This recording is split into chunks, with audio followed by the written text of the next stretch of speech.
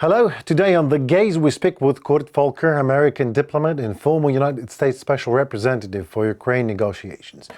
He breaks down why the world urgently needs a new global security architecture, how China fits into this puzzle, and what the United States must do next. We also confront Russia's war crimes and what the world could face if it looks away. My first question.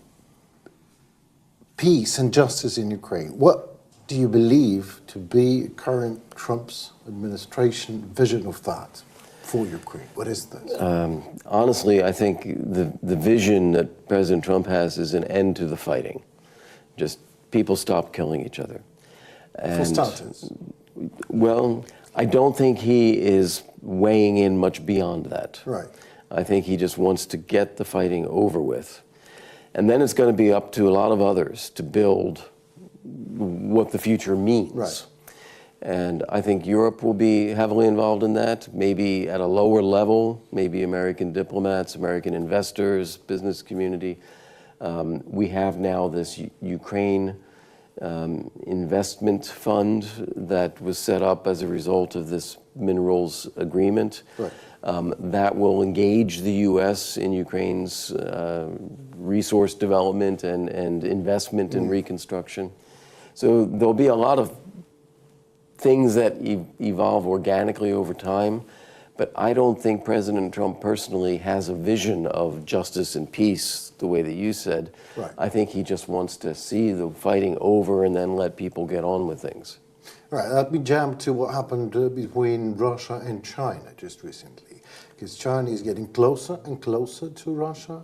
And recently Xi Jinping, no comments on that yet? I don't think that's true. You don't think that's true? No. I mean, he said, obviously, that the war is over when the reason for the war is over, when Putin reaches his goal. And his goal is the denazification of Ukraine. Well, that's Putin. And that's Putin. And that's never going to happen. Yeah. I'll come back to Xi in a second, but just regarding Putin. Putin will always be Putin. He will never agree that Ukraine is a sovereign, independent country. He will never agree that there is a separate Ukrainian nationality and language and culture and history. He believes everything is Russian.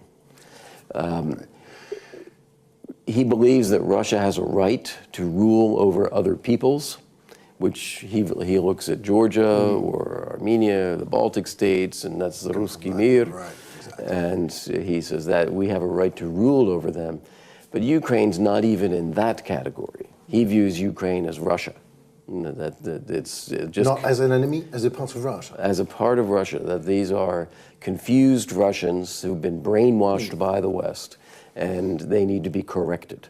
That's a correction is what's going on. Yeah, so he will never give up on that vision. He'll also never achieve that vision, because Ukraine is a separate people, separate history, separate identity.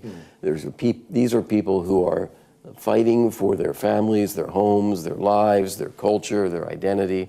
You can't take that away from them, and Putin can't eliminate that. So you're going to have Putin with his outlandish set of demands, and you're going to have Ukraine that is making sure that he never achieves them. And what the West's responsibility here is to stop Putin, help stop Putin so that this ends. And we may end up in a very long-term standoff, as we had with the Soviet Union, where we simply don't agree, but we're not at war. That I think is where this is headed. Now, to Xi and China, I don't think Xi cares about Russia at all. I think they view it opportunistically. If Russia can sell them cheap energy, they'll buy it. If Russia will buy Chinese goods, they'll sell them. Maybe some land. They like the idea of weakening a Western grip on the global international order. So if Putin is instrumental in weakening that grip, that's good. But Xi's economic interests are much more wrapped up in Europe and the United States than they are in Russia. They definitely want to pursue their Belt and Road Initiative with Europe. Russia's not important in that. They would probably like to be part of Ukraine's reconstruction. So I don't see them in an alliance of emotion and an alliance of shared goals. I see China as the stronger partner, just taking advantage opportunistically where it can.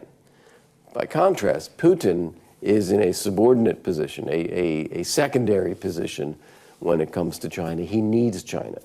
And so he is always begging Xi to come visit, always begging Xi to make statements, put out joint documents.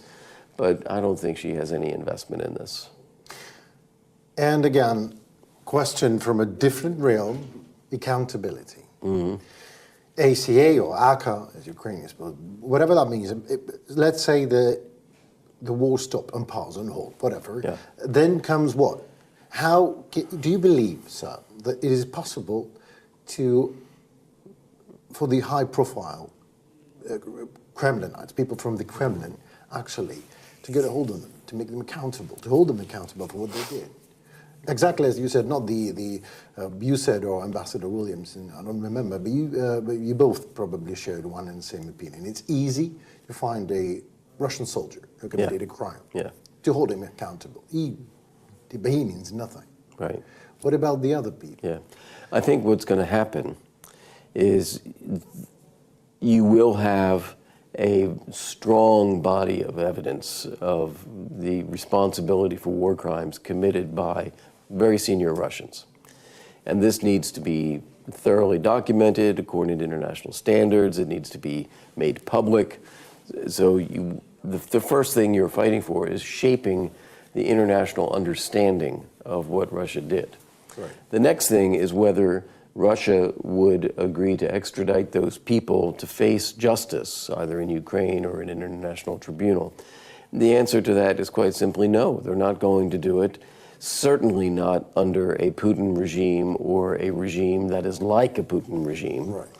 And if Russia has an internal change and they become a normal country, and we've never seen that, but if they did, even then there's such a nationalist sentiment in Russia, I'm skeptical that they would extradite people. So I think it's more important to set the record out there.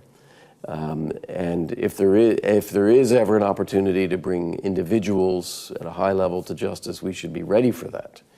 But I don't think we should have unrealistic expectations about the likelihood of that. Thank you so very much for your time. You actually answered my next question, but just promise me another interview when next time you're in Kiev. Sure. Great. Thank you. Thank you so very much, sir. Thanks. Pleasure. Thank you. Goodbye.